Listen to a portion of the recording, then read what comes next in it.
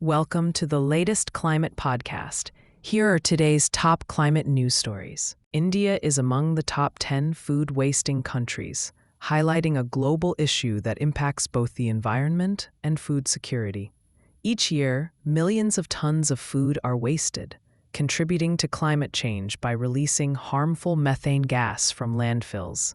This waste accounts for about 8 to 10% of global greenhouse gas emissions, straining resources like water and energy. With approximately 783 million people facing hunger, reducing food waste could significantly help in redistributing resources and alleviating hunger. The challenge affects all nations, regardless of wealth, and emphasizes the need for effective solutions to this pressing problem. Kerala is set to become a leader in India's green hydrogen economy, thanks to the Agency for New and Renewable Energy Research and Technology. With ambitious goals for renewable energy and carbon neutrality by 2040 and 2050, Kerala's green hydrogen policy aims to reduce green hydrogen costs by 30% by 2030. The state plans to establish a green hydrogen hub and invest 133 crore in the Kerala Hydrogen Valley Innovation Cluster, focusing on production, storage, and transport.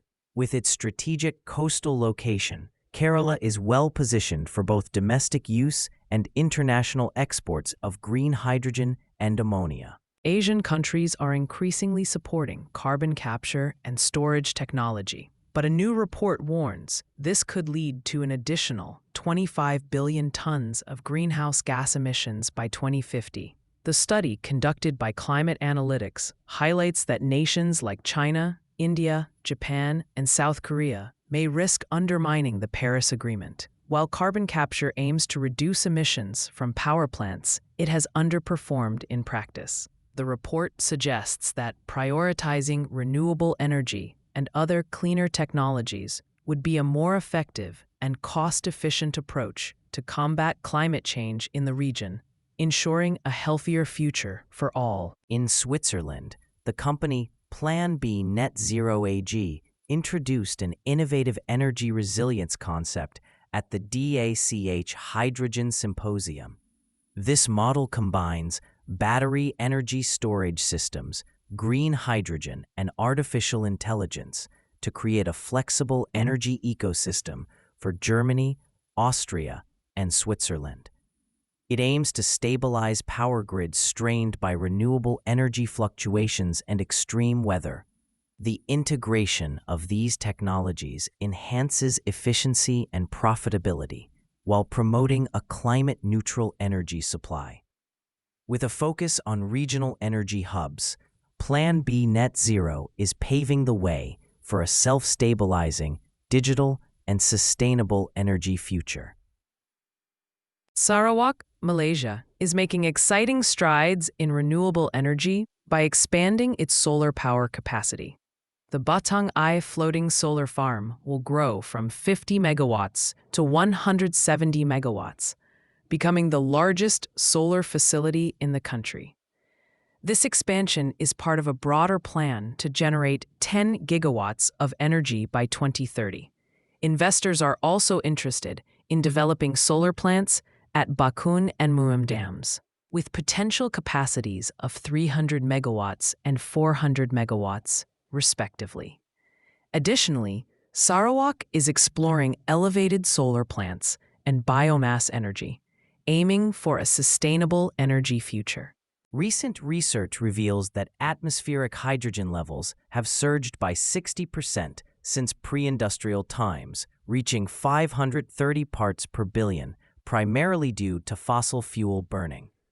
This increase, documented through 1,100-year-old ice core data from Greenland, indirectly contributes to global warming by extending methane's presence in the atmosphere.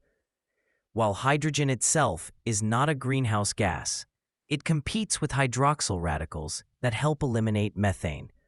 Researchers emphasize the importance of understanding hydrogen's role in climate change, particularly as the world considers adopting hydrogen fuel. Despite potential risks, the impact of hydrogen is still minor compared to fossil fuels. Brazil is gearing up to host the COP30 climate summit in Belém, near the Amazon rainforest, but faces a significant accommodation crisis. With hotel prices skyrocketing, many delegates, especially from small island nations vulnerable to climate change, may reduce their attendance. In an innovative effort, organizers are converting cruise ships, love motels, and churches into temporary lodging for the expected 45,000 participants. While Brazil aims to highlight the Amazon's role in combating climate change, high costs have led countries like Latvia and Lithuania to reconsider their participation. Brazilian authorities and the United Nations are working to provide affordable options, but challenges remain. Finland's Neste Oy is experiencing an exciting surge in its stock, which has jumped nearly 130% over the past 6 months. This remarkable rebound follows 4 years of declines and is driven by a new management team's turnaround plan and rising interest in renewable energy. The company's success is largely attributed to significantly improved margins on renewable diesel, making it a standout in the European renewables market. However, some analysts caution that the renewable fuel sector may face challenges ahead. For now, Neste's impressive growth highlights the potential for innovation in the fight against climate change.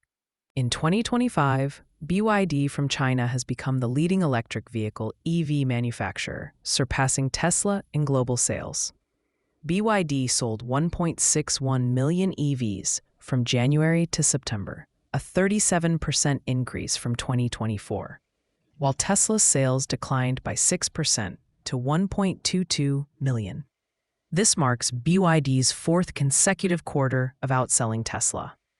Despite facing challenges in the Chinese market, BYD is expanding its presence in Australia with new models, including the BYD Seagull and Sea Lion SUVs. Meanwhile, Tesla is adapting its lineup with updated models to regain momentum in competitive markets. Exciting times lie ahead for both brands. The European Union has issued a warning about the serious threats climate change poses to Europe's resources and economic security. The European Environment Agency reports that biodiversity is declining due to unsustainable practices, with over 80% of protected habitats in poor condition. Europe is the fastest warming continent, facing worsening droughts and extreme weather. Despite this, governments are struggling to prioritize climate action amid other concerns.